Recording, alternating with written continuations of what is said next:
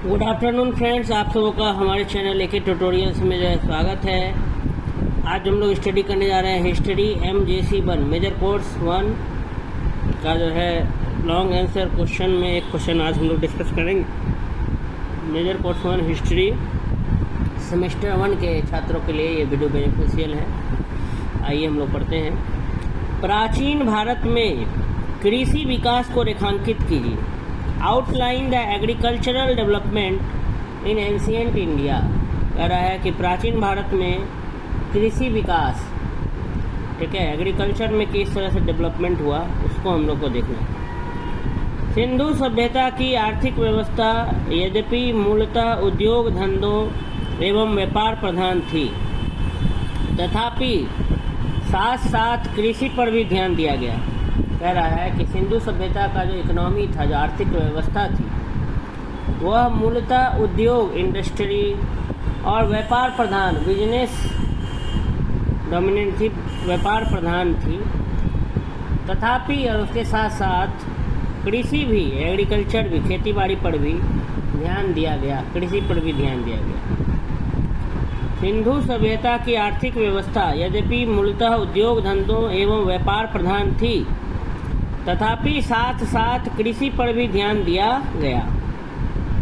प्राचीन काल में सिंध प्रदेश आज की अपेक्षा अधिक उर्वर था।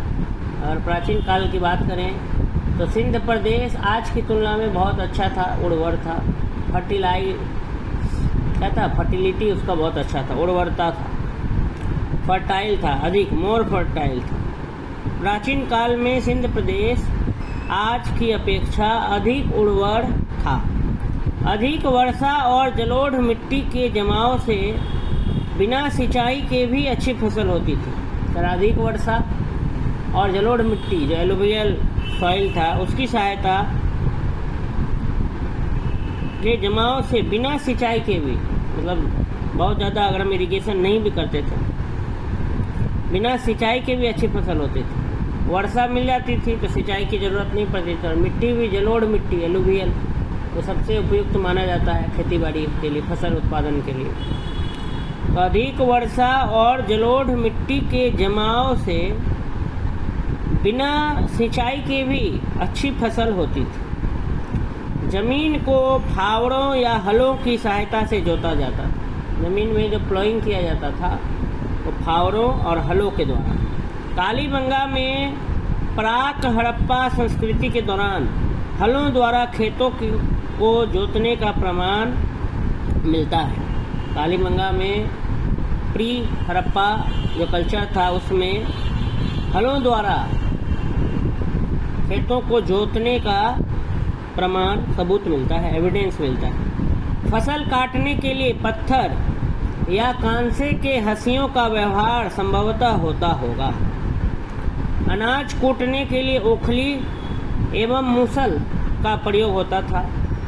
सिंधुवासी विभिन्न प्रकार के अनाज, फल एवं सब्जियां उपजाया करते थे।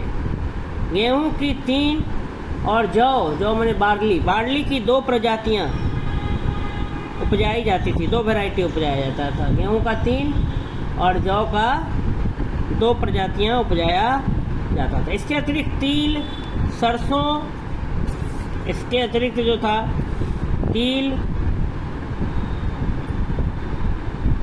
सरसों, राई और मटर की भी खेती होती थी। कह रहा है कि गेहूं 3 प्रकार का, 3 प्रजाति गेहूं की और जौ की 2 प्रजातियां उपजाई जाती थी। और इसके अलावे, इसके अतिरिक्त तिल, सरसों, राई और मटर की भी खेती होती थी।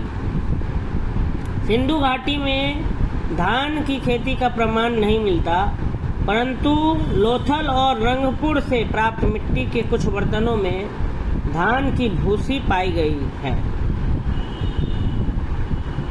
इससे अंदाजा लगता है कि इन क्षेत्रों में हड़प्पा संस्कृति वाली धान की भी खेती करते थे।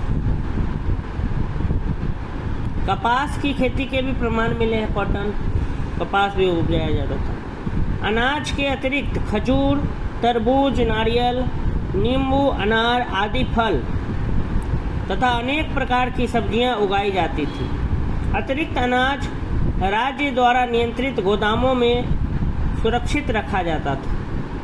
कृषक अपने घरों में भी अनाज बड़े बड़े गड्ढों में सुरक्षित रखते थे। किसान जो थे अपने घरों में भी अनाज जो है वो बड़े बड़े गड्ढों में क्या करते थे, सुरक्षित रखते थे। प्राचीन काल के सैंधव काल में कृषि का कम महत्व था, खेतीबाड़ी का। इस काल में पशुचारण मुख्य व्यवसाय था, ग्रेजिंग कराना जानवरों को। वैदिक काल में पशुचारण की तुलना में कृषि का कम महत्व था। काठ के बने हल और बैल से खेती होती थी। आर्य बीज बोना, फसल काटना एवं डंठलों से अनाज अलग करना भी जानते थे।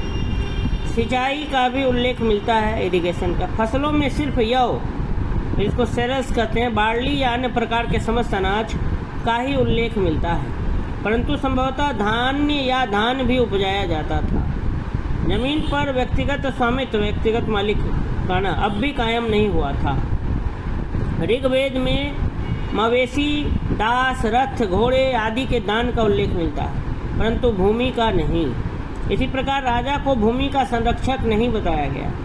इससे स्पष्ट है कि भूमि पर अभी कबीले का ही नियंत्रण था।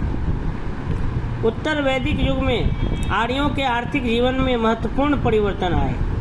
आर्य अब पहले का घुमंतु जीवन छोड़कर, त्याग कर अस्थायी रूप से ग्रामीण बस्तियों में निवास करने लगे, रहने लगे। कह रहा है कि उत्तर वैदिक युग में आर्यों का जो आर्थिक जीवन है उसमें बहुत बदलाव देखने को मिला। आर्य अब पहले जो नोमैड्स की तरह घूमते थे, नोमैडिक कल्चर, उसको छोड़ दिए। मैंने ऐसे घूमते रहते थे एक जगह से दूसरे जगह जीवन यापन करने के लिए, तो उसको छोड़ करके अब अस्थायी रूप से वे ग्रामीण बस्तियों, गांव की बस्तियों में रहने लगे। इससे उनके जीवन में अस्थायित्व आया, जीवन में एक क्या आया, स्टेबिलिटी आया, स्थायित्व आया। फलतः पशु चारा की अपेक्षा अब आर्य कृषि पर अधिक ध्यान देने लगे। पशु चारा के को छोड़ करके अब आर्य जो है इस पर ध्यान देने लगे, कृषि पर, खेती पर। कृषि ही उनके आर्थिक जीवन का मुख्य आधार बना। संभवतः लौह तकनीक के ज्ञान ने कृषि के विकास में महत्वपूर्ण भूमिका निभाई। साहित्यिक स्रोतों में कृषि की महत्ता को प्रदर्शित करने वाले अनेक प्रसंग हैं।